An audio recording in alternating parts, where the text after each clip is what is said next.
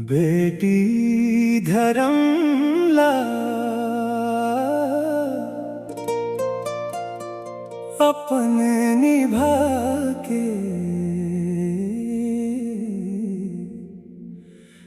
चल देवे एक दिन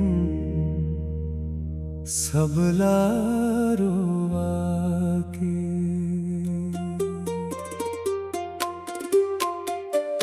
बेटी धर्मला अपन निभा के चल देवे एक दिन सबला रोवा के। बेटी धर्मला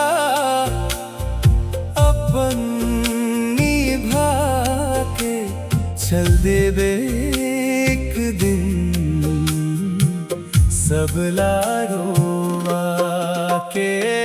बेटी धर्मला अपन निभा के चल देवे एक दिन सबला रोवा के।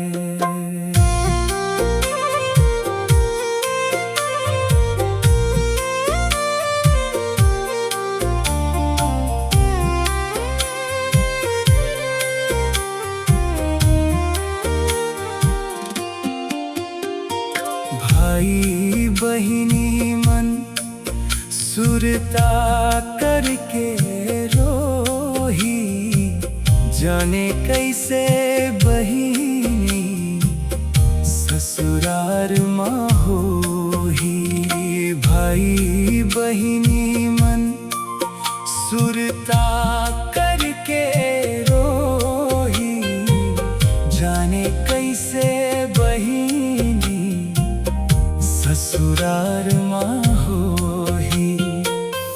खुश रही बे बेटी बहू के सुख पावे, सबला राखबे ते अपन बना के।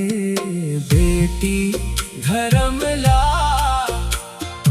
अपन निभा के चल देवे एक दिन